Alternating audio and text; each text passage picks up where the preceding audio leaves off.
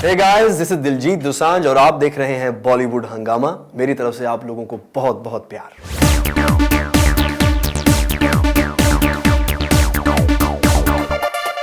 आज हमारे साथ हैं दिलजीत दोसांझ एंड ये डिसाइड कर पाना बहुत मुश्किल है कि ये बेहतर सिंगर ज़्यादा अच्छे हैं या फिर एक्टर ज़्यादा अच्छे हैं, बिकॉज दोनों ही इनफैक्ट स्फीयर्स में बहुत ज़्यादा कामयाबी इनको मिल रही है।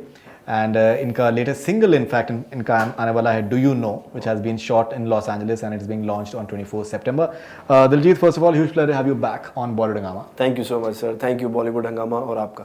एंड डू यू नो आपने इनफैक्ट गाने का अपने नाम रखा है एंड आपने मुझे सुनाया है, बहुत ही खूबसूरत गाना है। लेकिन इसके अंदर पंजाबियत बहुत ज़्यादा है, अंग्रेजियत जो है वो कुछ हद तक है ही नहीं, इनफैक्ट है सिर्फ एक ही वर्ड है, डू यू नो। करेक्ट। सो आपने ये गाना आपने क्या इसका आपका थॉट आपका क्या था इस गाने के ये थॉट तो राइटर जानी बाजी और बी प्राक जिनका म्यूजिक है उनके पास ऑलरेडी ये गाना बना हुआ था।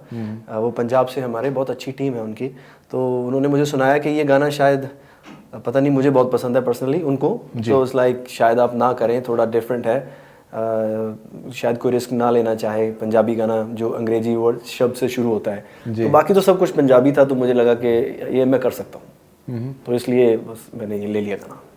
राइट। एंड आपने उसको लॉस एंजलिस में इनफैक्ट आपने शूट किया। हाँ, जब गाना बना तो जैसा उसका ऑडियो बना मुझे लगा कि अब इसको शूट भी वैसे ही करना चाहिए, तो you shot that in Los Angeles and apparently इसमें in fact idea of what the idea should be for the music video मेरे ख्याल से शायद आपका हाँ, वो एक्चुअली जो डायरेक्टर है वो मार्क, वो ब्रूनो मार्स का उन्होंने वीडियो शूट किया था, आई वांना बी अ बिलियनियर।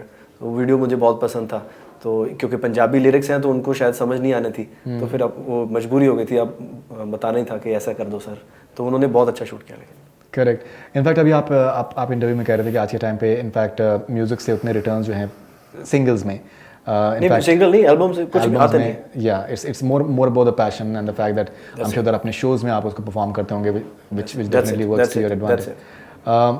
तो आप ये इस चीज़ के बारे में अगर आप बताना चाहें, बिकॉज एक दौर था कि दलेर मेहंदी थे एंड उनके गाने बहुत ज़्यादा, उनके एल्बम्स जो हैं वो करोड़ों में, इनफैक्ट अलीशा चनॉय की in fact album made in India करीबन 1 करोड़ से ज़्यादा कैसेट उसके बिके थे उस टाइम। इंटरनेट नहीं आया था ना तो भाई जी। पायरेसी थोड़े बहुत तो मेरे ख्याल से डेफिनेटली उस वक्त भी थी, लेकिन नहीं, पायरेसी आपकी फिजिकल थी, लेकिन अभी तो सब कुछ वेव्स हो गए ना, अब तो सिर्फ तरंगे ही रह गई हैं। वो तरंगों का तो मतलब कुछ पता नहीं है कहाँ से कहाँ निकल जाती हैं। तो इंटरनेट आ गया, बहुत कुछ ईजी भी हो गया, बहुत कुछ ख़राब भी हो गया। तो अभी पैसे वैसे है नहीं म्यूज़िक में, तो ये पैशन है जिन लोगों का वो बना रहे हैं। सो रिटर्न तो कुछ नहीं है, output zero. Right. So in fact आप जिक्र कर रहे थे कि दैट लॉस एंजलिस में आपने शूट किया है, खासा इनफैक्ट खर्चा इनफैक्ट काफ़ी उसमें रहा है, और आज के टाइम पे इनफैक्ट आर्टिस्ट से एक्सपेक्टेशन भी यही होती है कि दैट आपको खुद ही you have to make your own music video. नहीं, कंपनियाँ, मैं जितने गाने बनाता हूँ वो इतना तो है, अभी जितना खर्चा है उससे थोड़ा ज़्यादा मिल भी जाता है, खर्चा भी मिल जाता है, मैं सेल भी कर देता हूँ। लेकिन इस पे जो खर्च किया मैंने, वो मुझे लगता था कि ये वर्थ नहीं है किसी कंपनी को बेचना, क्योंकि इतना रिटर्न वापस आएगा नहीं। हाँ, तो मुझे लगा कि यार मेरा अपना शौक है ये, और मैं अपने शौक के लिए खुद रिलीज़ कर दूँ इस गाने को।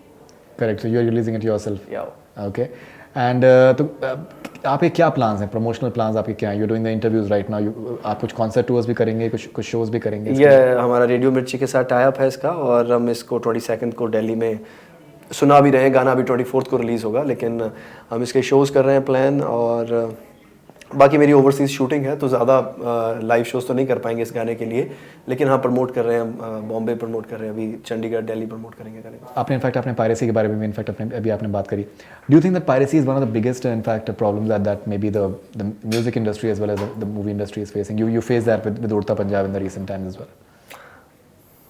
मैं बताया भाजी, इंटरनेट सब प्रॉब्लम की जड़।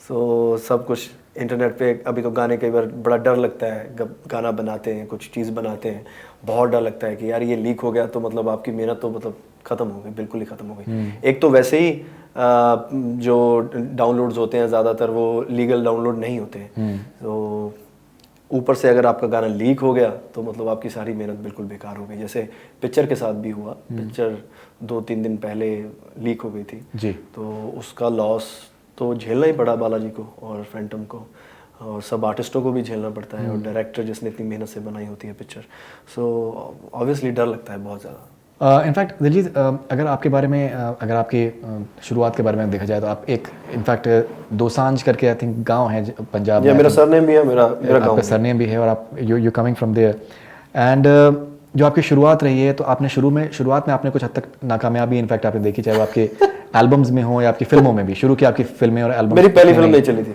जी, एंड इवन एल्बम्स आपके शुरू में आई थिंक नहीं, एल्बम मेरा गाना मेरा पहले चला था, और मुझे याद है कि सबसे ज़्यादा शोज मैंने पहली एल्बम के बाद ही लगाए थे, और रेट भी कम था। बट मेरी एज में मैंने मुझे लगता है कि उस एज में 18 साल का था मैं, अच्छे पैसे कमाए थे। ओके एंड लेकिन अगर आपकी शुरुआत जो है एक जैसे बहुत से लोग कहते हैं कि अगर आपकी शुरुआत में आपको उस लेवल की अगर आपको कामयाबी ना मिले, तो आप कहीं ना कहीं बाद में आप कामयाबी को वैल्यू कहीं ज़्यादा करते हैं। किस बात से आप यकीन रखते हैं इस बात? हाँ बिल्कुल, जो चीज़ मतलब मर मर के मिली हो तो उस चीज़ की वैल्यू तो होती ही है।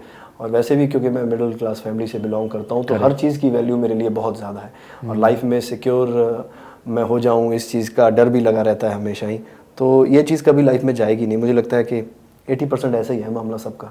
कुछ ही बंदे हैं जो ऑलरेडी ऊपर से सिक्योर होकर आते हैं, लैंड होता है, बाकी तो सब हमारे जैसे ही हैं। तो वो तो सेम ही है, मुझे लगता है हर फील्ड में ऐसा ही होगा। तो मुझे भी काम बड़ी मुश्किल से मिला, और बहुत मेहनत के बाद मिला, तो मेरे लिए मायने रखती है हर चीज़, कुछ मजाक नहीं है।